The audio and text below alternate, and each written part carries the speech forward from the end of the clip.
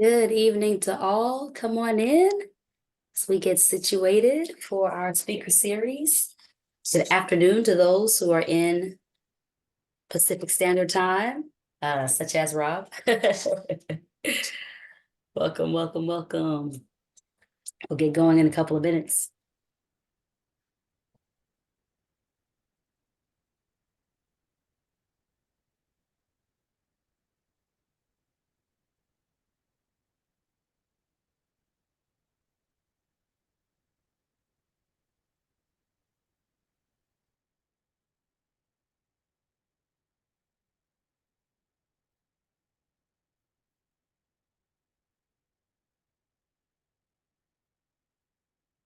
Welcome. Come on into the room as you're joining. Come on into the room.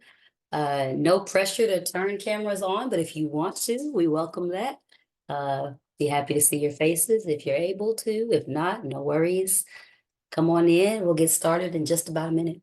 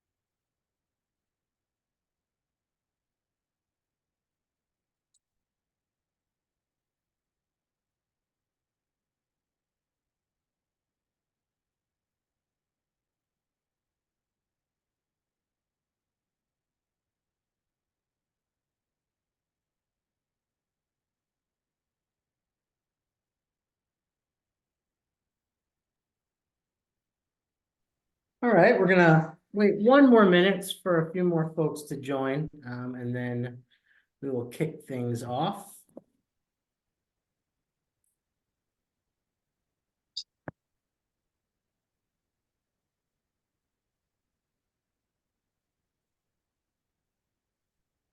Well, we can start by introducing ourselves. Hi, everyone. Thanks for joining us this evening or afternoon or morning, wherever you are, whatever time it is there. My name is David Gasworth. I'm the Vice President of Learning Innovation and Strategic Initiatives here at Union Theological Seminary, where I also work very closely with the Technology Innovation and Digital Engagement Lab. TIDEL is part of Union's Pathways for Tomorrow's programs, and the TIDEL initiative is done in collaboration with some key partners such as Colgate Rochester Crozier Divinity School, Kairos, the Rise Together Mentorship Network, and others. And I'm very excited that you've joined us this evening, afternoon, or morning. And I'm going to now introduce you or hand things off to Dr. Gabby Cudjoe-Wilkes, who is our Fellowship Director at TIDEL, and our moderator, co-host, fireside chat lead for tonight's conversation. Hey everyone, welcome, welcome. It's good to see some faces that were with us last week. In particular, Ed was willing to unmute last week and to get his initiative walked through by our guest speakers. So I'm so happy to see you back again, Ed. And for others, thank you so much for joining us. This is our second conversation in our Technology, Innovation, and Digital Engagement Lab speaker series. We call it TIDEL for short. But we are so excited tonight to just begin another riveting conversation. Just a bit of housekeeping before we get into the weeds of all of this. As David mentioned, TIDEL is housed at Union Theological Seminary. And so much of our playback and any other information you may want to receive about TIDEL can actually be accessed through Union Theological Seminary's website. And so as of right now, we are going to be archiving these conversations on Union's YouTube page. And so for those of you who are currently watching the playback, hello, glad you came on back to watch the playback. And so these things will be housed there. And very, very soon we will be rolling out a brand new update to our TIDEL website, which will have some information about forthcoming initiatives and things that we plan to be doing, not only with our fellows, but also with the community that has found a home with TIDEL. And that's really all of you. And so we thank you for coming to this speaker series, because we really see this speaker series as one of our first offerings to the community of folks who are faith-based leaders, be it in nonprofits, be it in congregational settings, be it in seminaries or divinity schools, individuals who are doing work in the faith-based sector, who are prioritizing the work of innovation and technology. We recognize that sometimes we are fewer in number than we would like when we're doing this work. But what I have learned and observed is that when you're doing this work well, you get the curiosity and the eyeballs of a lot of people in your organization. And so even if you're the person with your hand up, willing to advance it forward, I can guarantee you that if you get some momentum, some other folks will come along the way. And so at TIDEL, we want to be your kind of partners in the journey. Of course, we are proud of our fellows. We have 39 fellows who journey with us for a year and a half, 18 months. They're right at the 6-month mark now, and we journey more closely with them. But to all of you, we hope that you will see TIDEL as another home for your work, another home that can locate you in what it is you're looking to advance in the world. And we want to be partners with you on that. I want to take a moment for us to introduce Rob Erstein. And I actually want to give David an opportunity to introduce Rob, because I met Rob through David. And I just think that David does a great job in talking about some of the work that Rob is up to in the world. And then we want to dive into a fireside chat. So David, if I can get you to come back and just introduce Rob a little bit more, then we'll get into our conversation.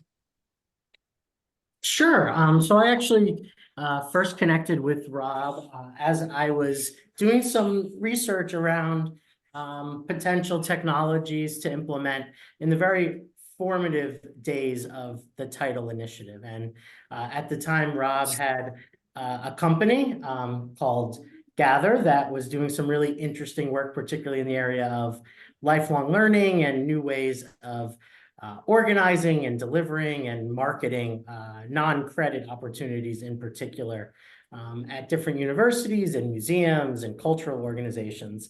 And so we had conversations for quite a while in advance of what I hoped would be an opportunity for one of the TIDEL project groups to potentially try out the Gather technology.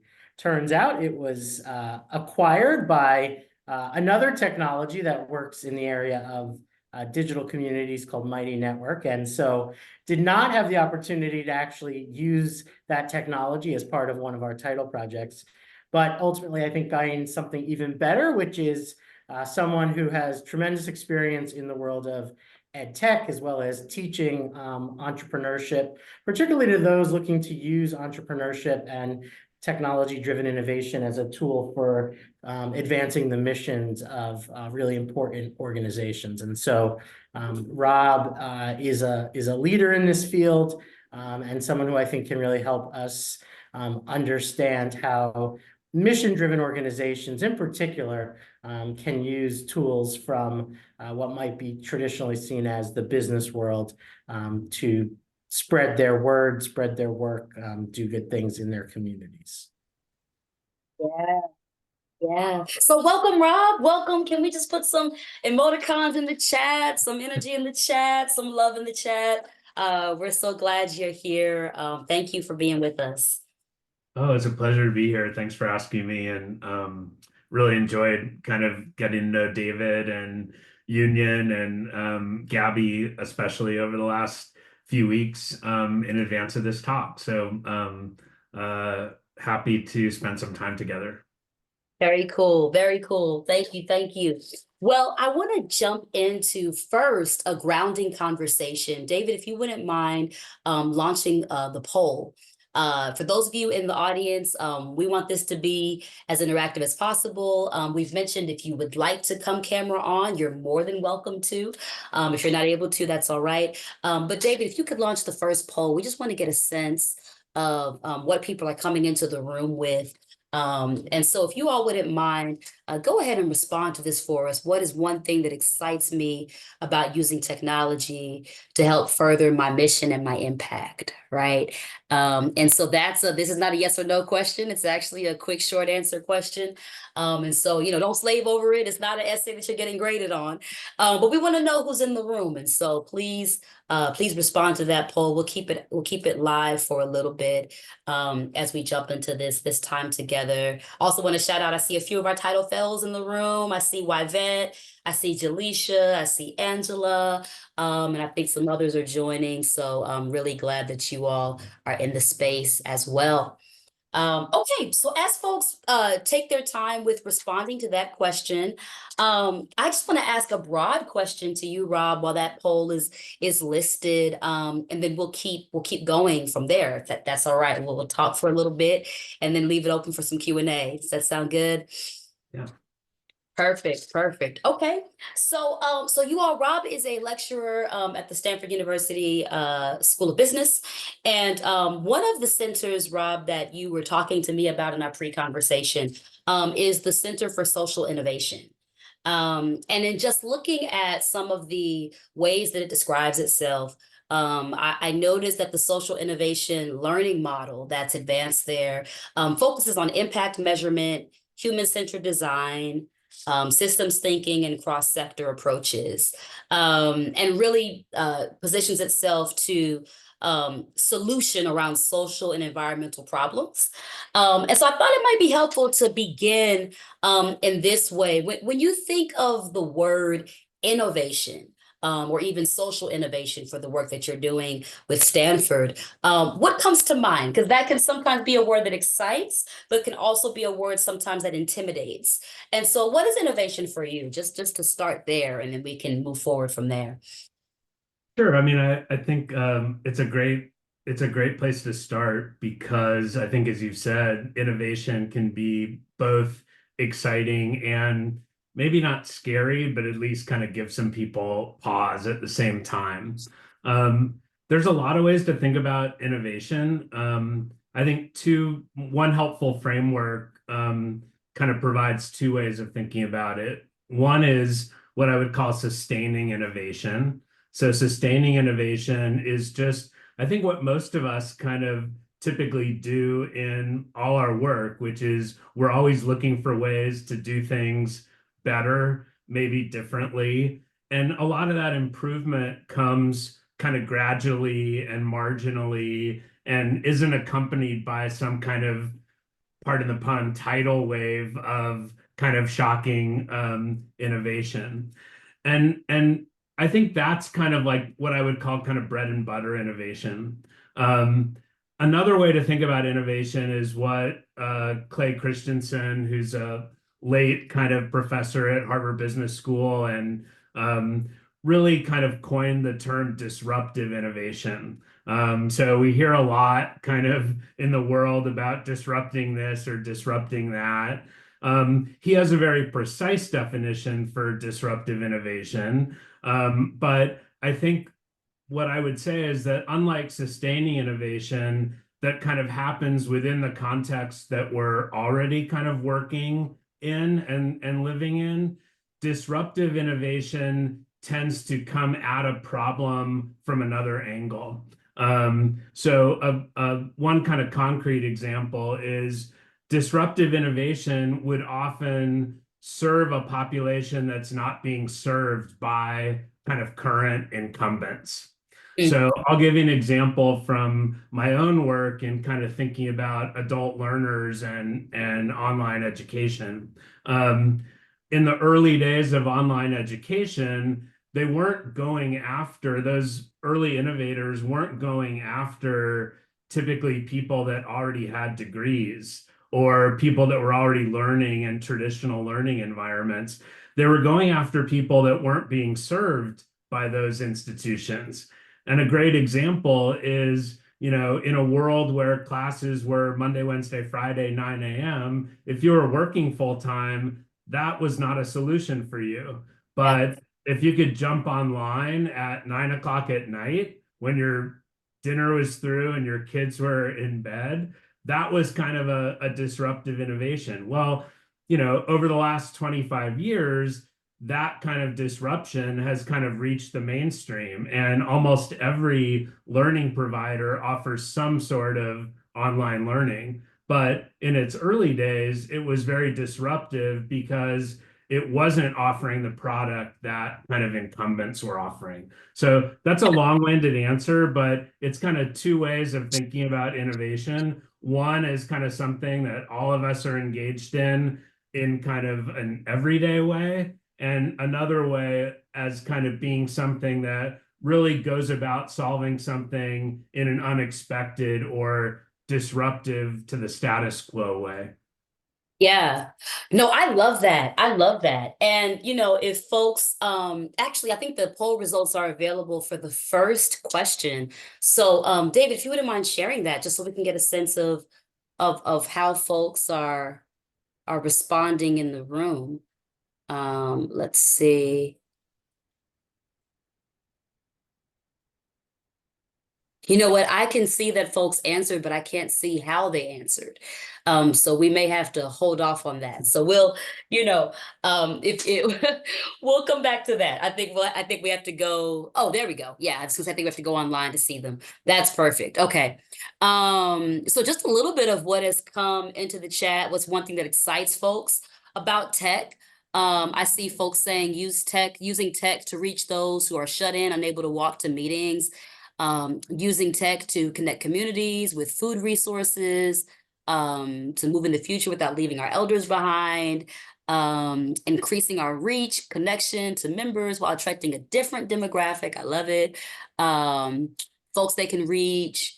So almost every response has some degree of being able to reach folks and not leave them behind, right? That's what I'm seeing, which I love. And it kind of goes to the second question that I wanted to raise to you. So we call today today's ideas, tomorrow's impact.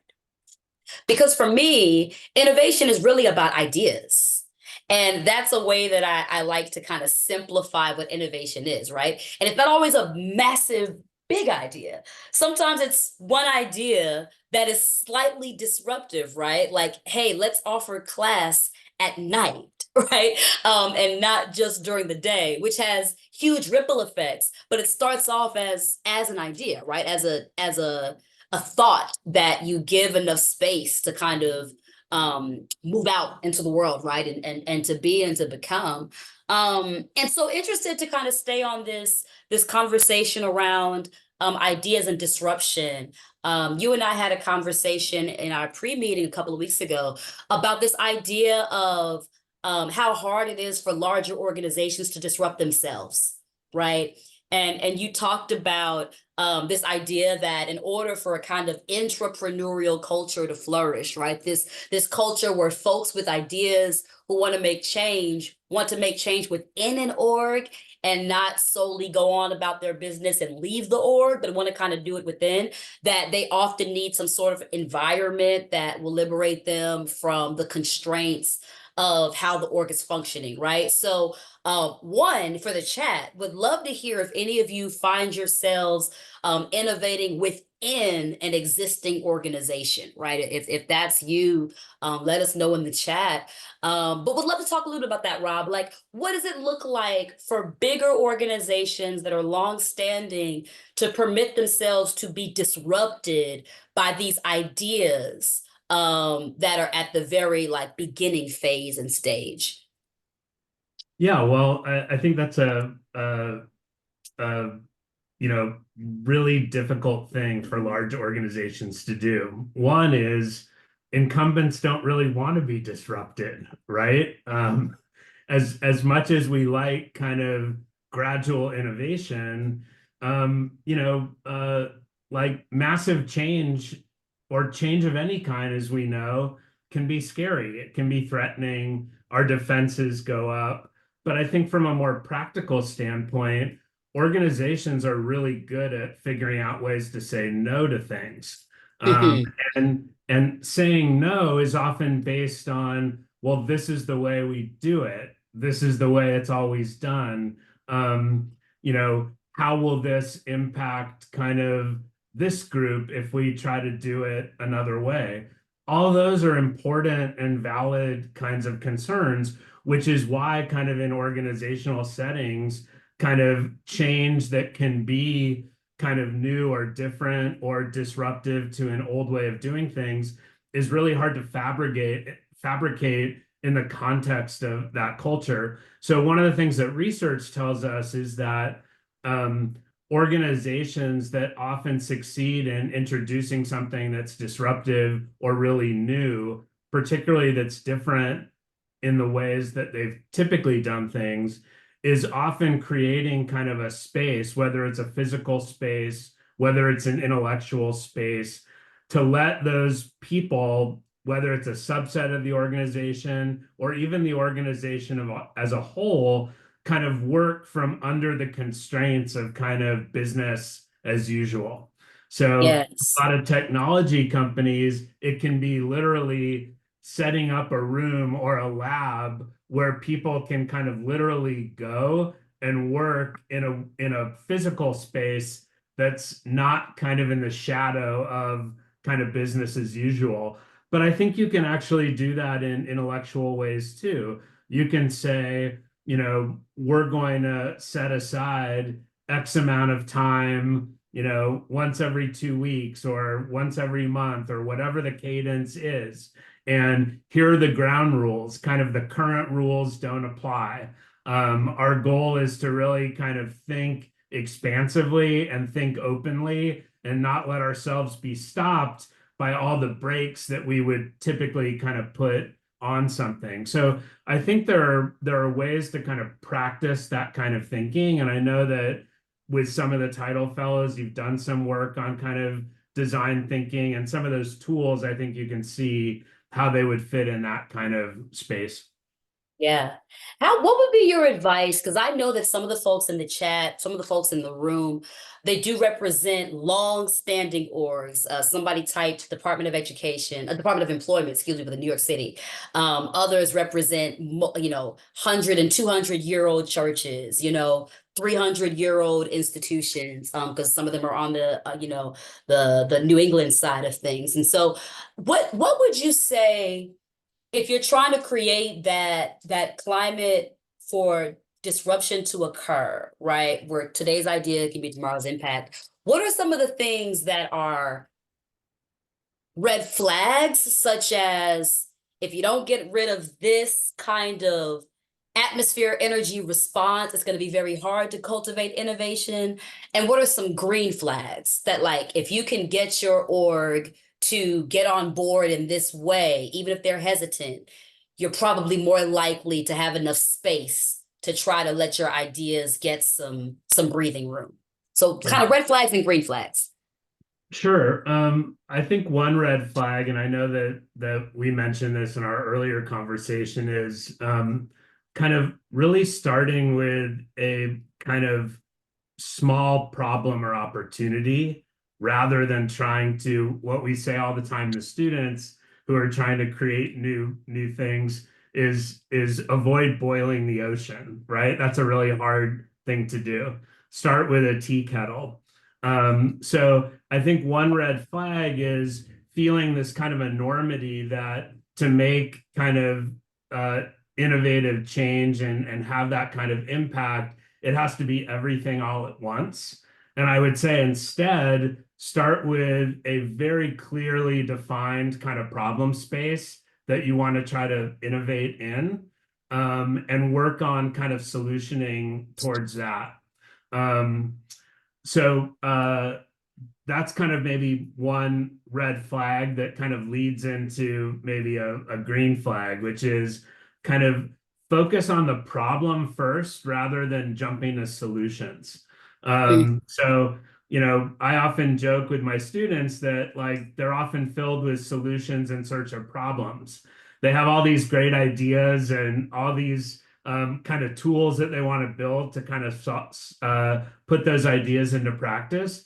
But when you kind of lose sight of the problem you're trying to solve or the people that you want to serve, and why you're really trying to kind of make that change, I think things can often get lost, and things get lost where you start focusing on tools instead of start focusing on kind of the problem that you're really trying to solve. Mm, yeah, super helpful. I have one more question for you, and then I want to open it up for Q&A because I'm seeing folks, Sure. somebody's representing a 600 employee organization, and just a lot of great things are in the Oh, chat. can So I I go really, back to something because oh I yeah, kind of bookmarked it in my head as you were speaking about kind of, organizations that have been around for hundreds of years, right? So higher education is kind of one of the best examples of really durable institutions. And for those of you on the East Coast, you have institutions that are older than ours out here in the West, but Stanford University was started in 1891. I mean, I yeah, don't know very many companies that are left that were started in the 19th century, let yeah, alone the 18th century, where kind of some other universities. I look at universities as kind of the ultimate survivors, right? That every kind of technology that seemingly threatened their existence, um, they have found a way to kind of adapt to.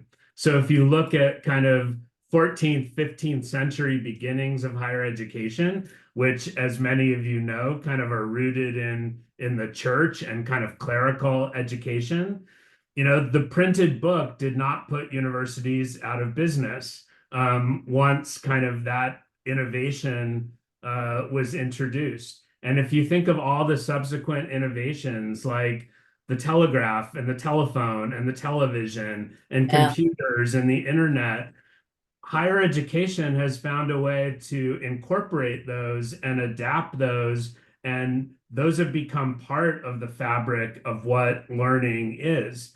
It didn't happen overnight or all at once. And I think that the longevity of those institutions, like the longevity of a lot of organizations, is not necessarily about radical change, but it's Mhm. about kind of incremental but kind of continual evolution and change. And that in itself is a kind of innovation. Yeah. Yeah, no, that's really good. That's really, really good. I have one more question for you, and then I want to open it up to the room. If you all have a question you can't hold, please just drop it in the Q&A box, but we're coming to you all in just a few minutes. Um, Another piece of this kind of, today's ideas, tomorrow's impact, this idea of kind of incubating ideas and giving them enough space so that they can become sustainable. Um, you talked a little bit with me about this kind of feedback loop that's really important for folks to be able to kind of play around with their ideas without immediate implementation and to have a kind of develop, share, feedback loop. And we talked a little bit last week in our series about this idea of failure being okay, because that means that you're trying a lot of things and you're trying them at a level where you can actually scale and see what works and what doesn't.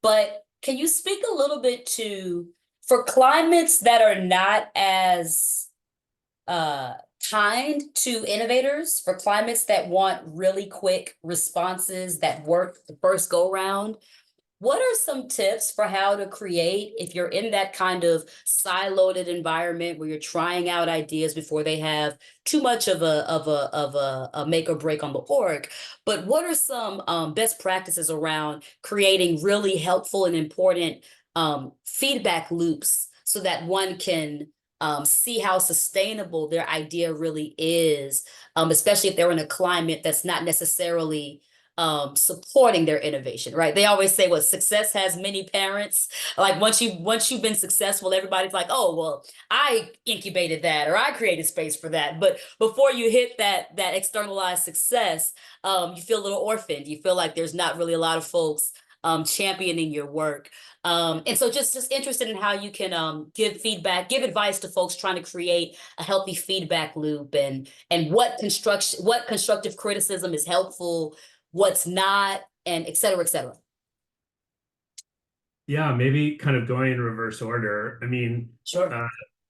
all criticism is kind of a valid kind of piece of information that you want to use. So whether you're being lauded or being panned, figuring out a way of how you're going to collect that feedback and then kind of analyze that feedback or interpret that feedback and use it to kind of iterate is really important. So, we tend not to think of things in terms of, wow, kind of like 8 out of the 15 people that kind of tried this didn't like it. That's bad. We instead look at that as, what did we learn from those reactions? Both the people that didn't like something as well as the people that did like something. So I think kind of thinking about feedback, one of the slogans we have here at the business school is feedback is a gift. If someone's willing to kind of give you kind of honest feedback, then you should figure out a way to use it. I think Yeah. sometimes where innovation gets stopped up is that we tend to solicit feedback only from people we know or only from a small group.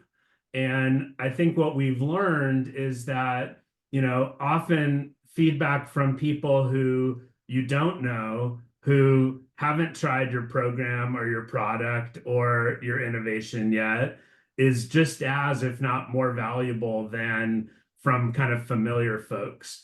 So I'll give you one example. We were working with a large museum that was really trying to increase their kind of access to the community that which they were a part. And they were doing lots of surveys, like endless surveys, but they were only surveying the people who are already coming into the Yeah. museum and Yeah. were already members of the museum. And one of the things we talked about them with is kind of, you're a part of a community with lots of different organizations. Why don't you reach out to some of those organizations, probably who aren't really kind of a source of a lot of your kind of members or attendees, and ask them why they're not coming to your museum?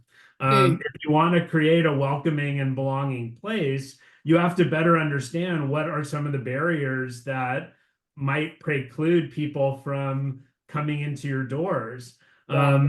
So I think kind of, feedback is good, but I think you have to, try to extend your kind of web of who you're soliciting kind of feedback from.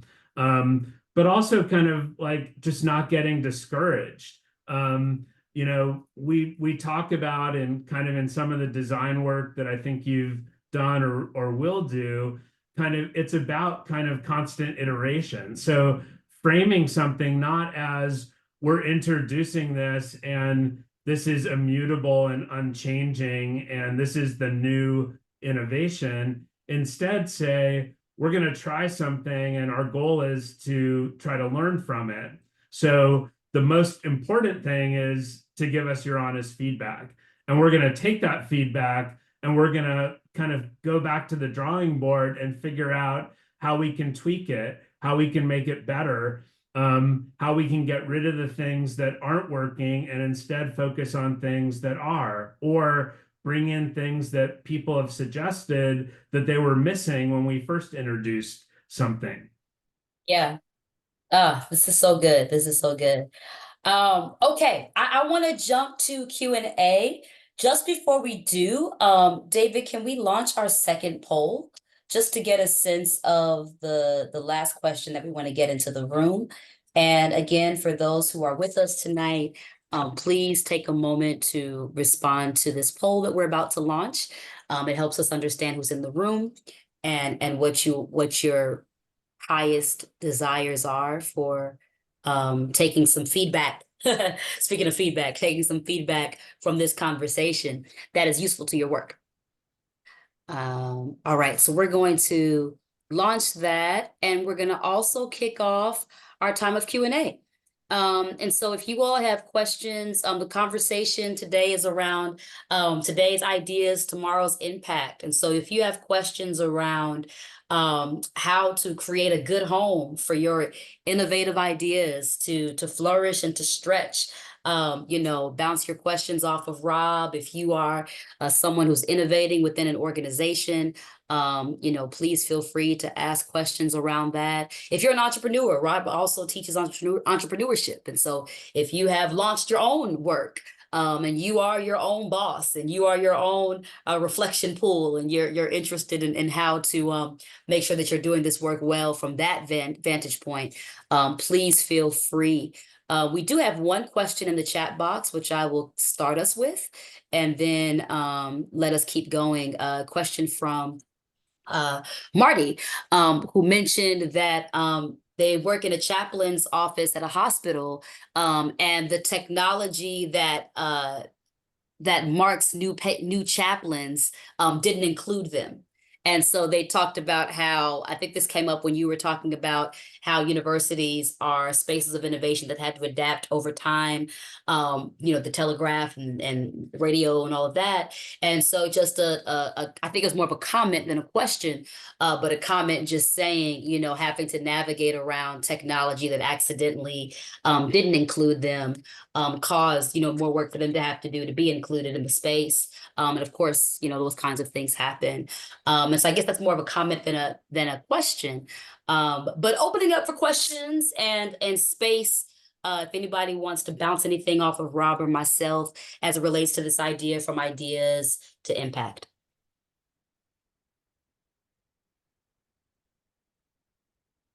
And the poll is also now launched for those who want to take a moment and to answer the question: what is one thing that gives me the most trepidation about using technology to help further my mission and my impact? So I'll give you all a couple of minutes to sit with that question.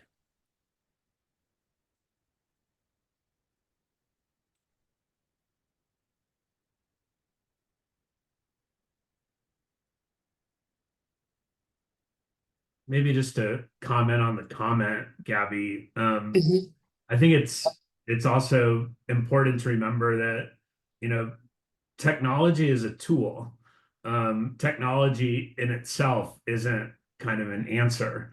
So I think that it's also important to remember that, there are lots of ways to use technology, and kind of figuring out what the right technology is as a tool to help you advance your mission or further your goals is important.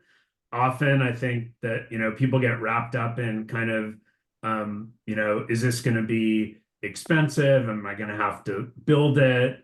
What are the options that are out there? How do I find out how to kind of use the right tool? How can I test it?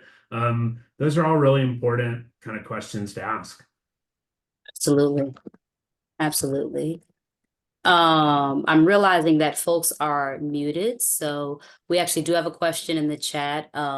David, if you could unmute Yvette, and then just a housekeeping note for those who have questions after her, just raise your hand so that we can unmute you. Thank you so much. I really appreciate this conversation, and it's so helpful. So my question is not related directly to the project that I'm working on, but I'm thinking more about my ministry setting. How do you still hold the values of intergenerational people? So I'm thinking about multi-generational. You've got everything from alpha all the way up to boomers, and even some who are still in the silent generation. So as we're talking about innovation and planning for tomorrow, how do we help them to see that innovation doesn't necessarily mean elimination of what they hold as a value, but really getting them to sort of buy in and to even give something a try? That's such a great question. Thanks for asking it. And I think Gabby kind of, or David mentioned that, a lot of what I focused on is lifelong learning. And I spent really the last 4 years focusing specifically on older adults.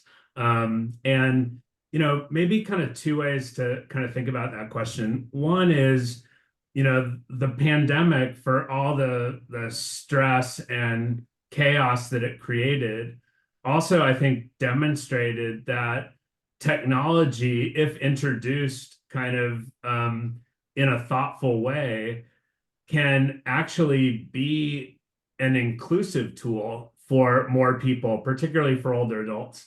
And so many of the learning programs that we worked with, when they had to shut their physical doors, often for the first time, they had done nothing online before.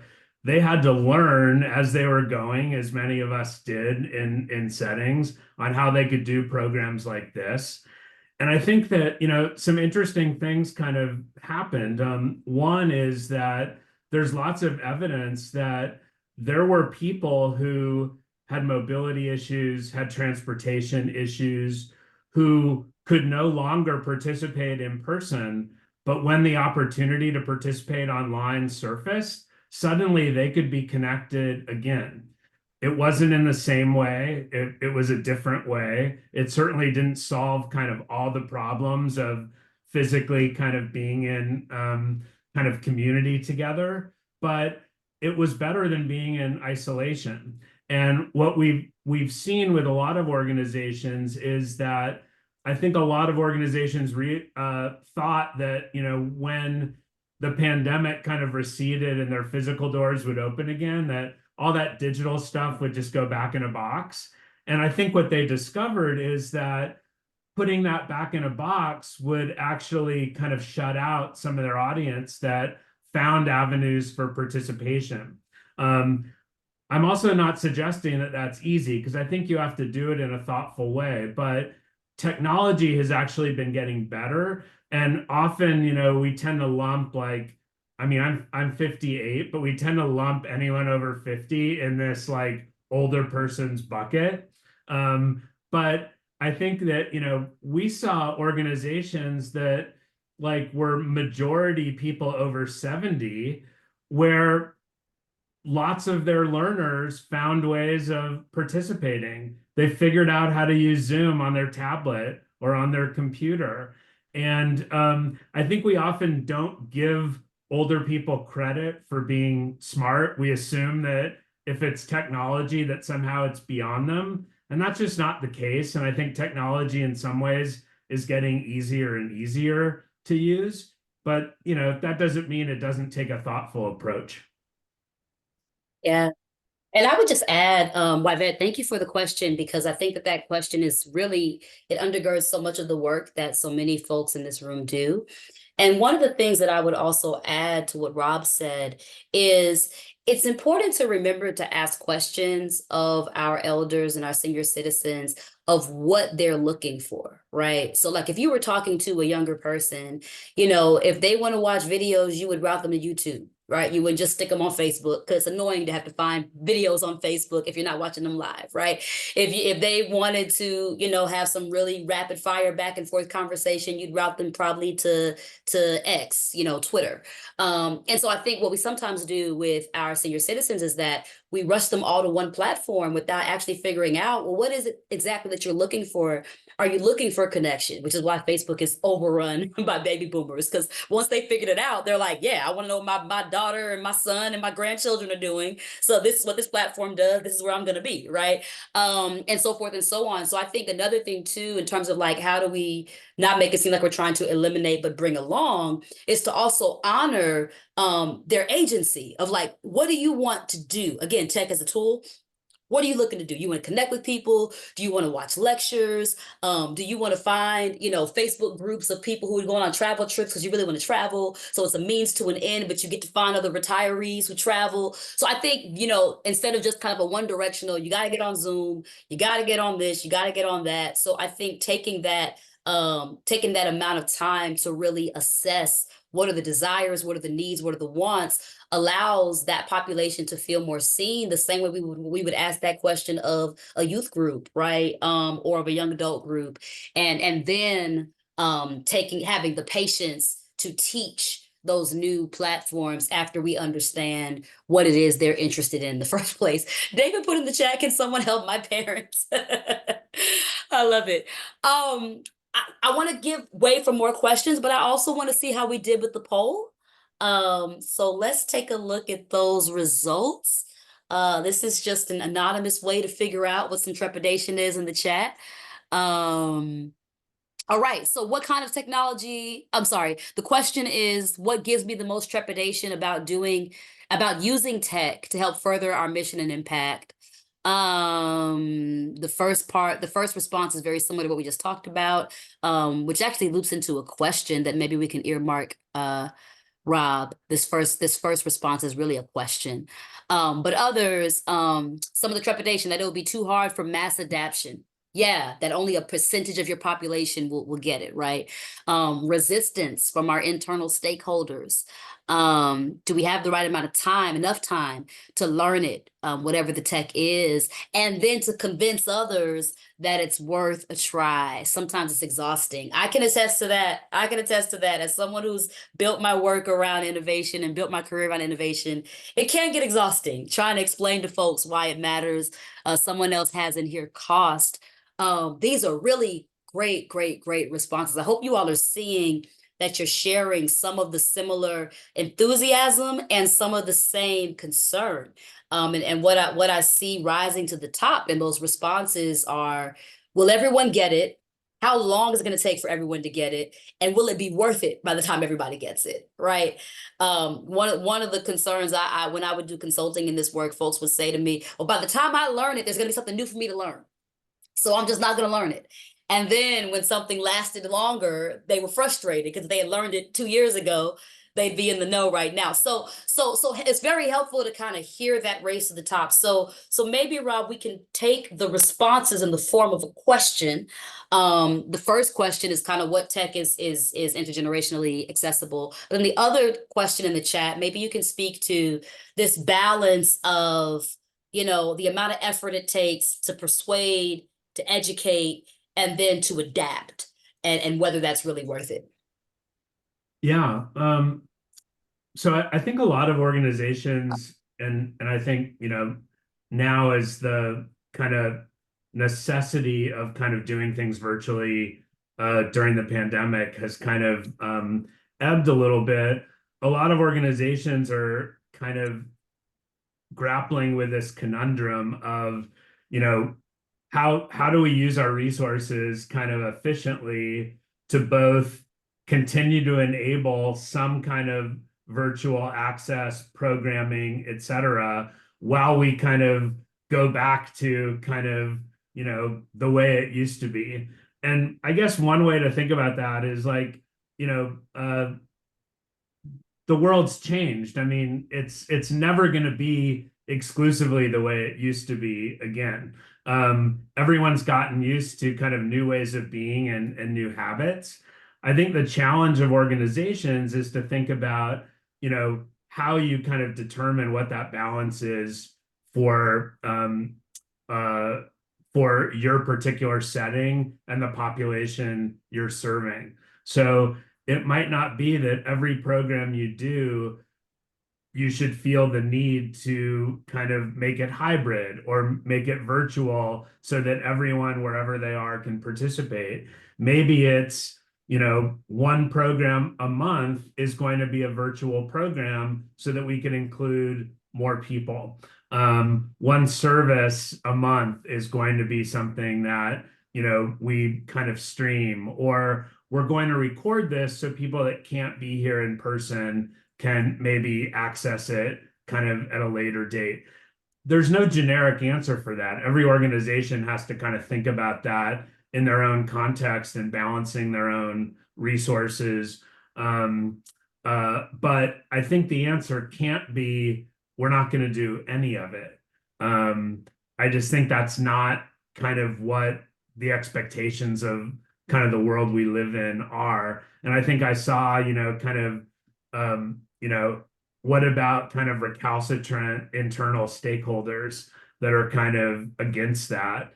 And I think that, that's a challenge for a lot of organizations. And I think what you have to do is kind of really get a sense of your audience, your community, and kind of where they are, what their expectations are, what their needs are. And if achieving your mission is about kind of reach, which I saw in a lot of those earlier responses, about things you're excited about and impact, then I think you have to really kind of get a sense of kind of how you could use technology tools to really widen that reach, create more access for people, create more impact. But again, I think that the way that kind of looks in practice is going to be really different from organization to organization. Yeah. And I Yeah. could just jump in with a question about, just to build on that exact point, which is the types of organizations we're talking about here, in many cases, are religious communities and congregations, which are a particular type of organization. Most are nonprofit. Some are part of larger, denominations. Others are fully independent. And your work in higher ed and education more broadly, there may be parallels or lessons learned about innovation that can be applied to these types of organizations, right? Whether it be about the lack of direct competition with each other, the kind of ethos of sharing of ideas, or the ability to kind of leverage resources or learn from other organizations. I'm just curious what lessons learned from higher ed or K-12 you think are relevant for innovation in the congregational setting. Yeah, I think that's a great question, David. I really like that idea of kind of sharing. Universities in many ways are competitive with each other, but in a lot of ways, kind of all of their missions at kind of their core is about creating, discovering, and disseminating knowledge for the benefit of humanity. And I think that, one of the things that technology has kind of allowed among universities is kind of the easy ability to join one another for kind of conversations like this and other kind of programs, which at one time used to be really cost prohibitive. People would have to get on a plane. People would have to be put up in a hotel. You would have to sell kind of tickets. Not all those issues are solved by technology, but technology can make some of those things much easier. It's also easier to develop programs or talks that you've designed for your own community, but your peers might want to leverage and invite their own kind of constituents to.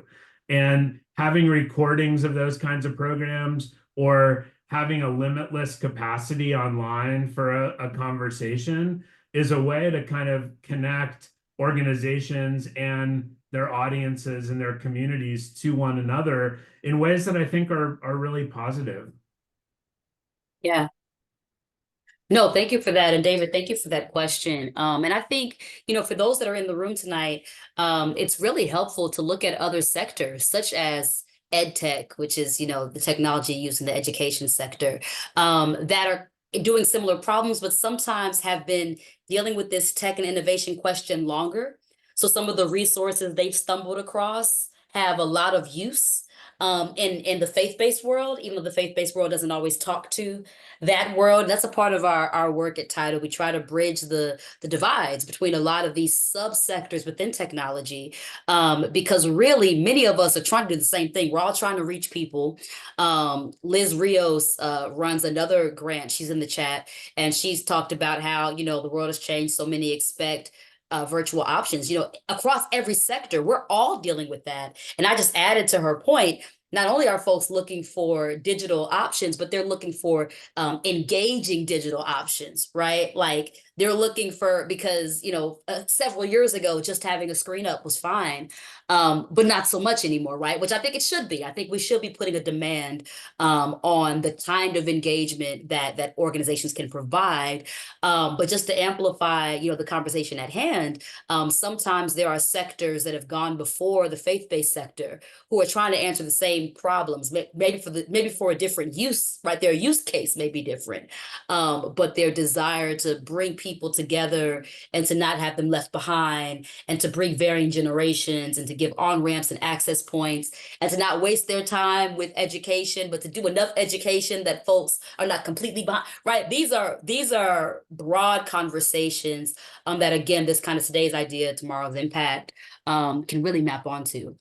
right? And I think that that kind of point about multi-generational or intergenerational kind of learning or fellowship or being in community together is really important. You know, we are an aging society. The population of adults 50 and over is growing 5 times as fast as any other demographic segment. Um, in 10 years, we will have more people 50 and older in this country than 18 and younger for the first time in our history.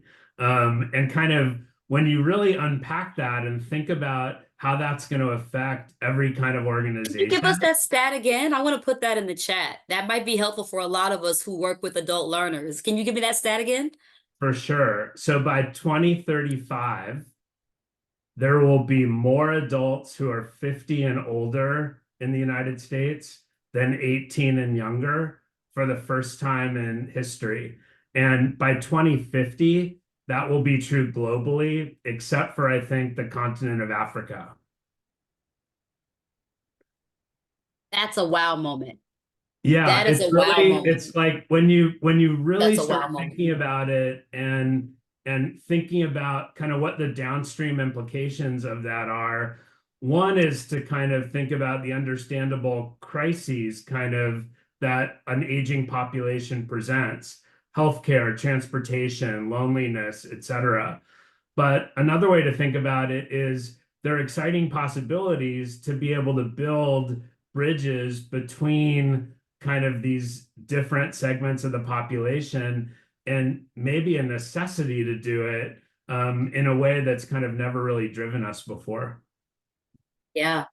We've got space for one last question before we close out. This has been a great dialogue. Is there anyone, either by raising your hand or dropping it in the chat, has a closing question for us they would like to raise? Question or comment?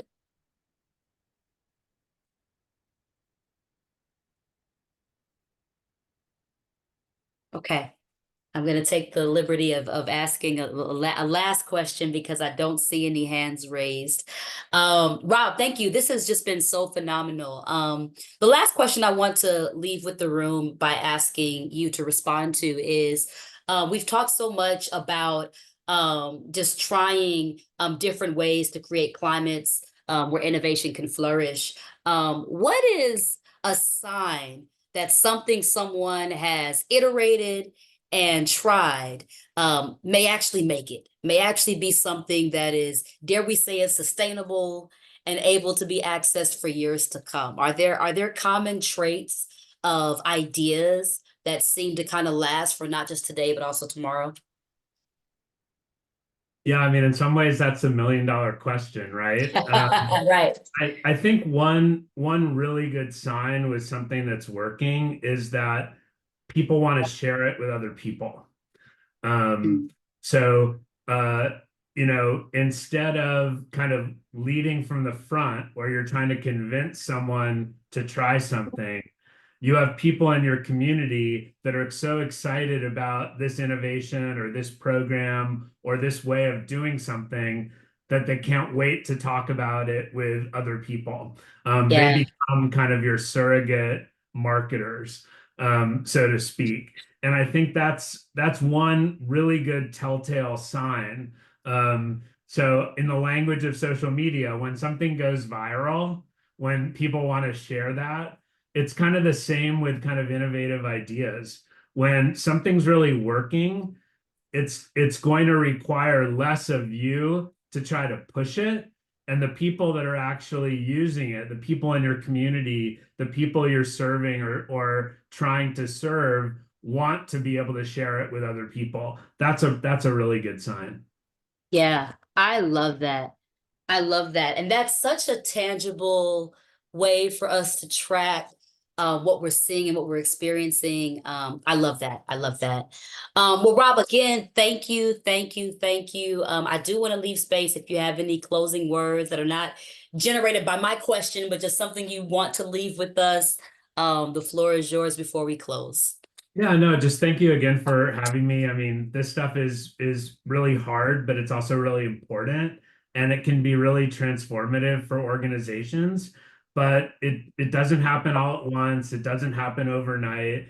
And I would just encourage you, particularly if you feel like you're kind of a army of one in your organizations, to draw on your colleagues kind of that are maybe in this program together with you and part of this cohort, for both kind of moral support and sharing kind of successes and things that haven't worked as well as you had hoped.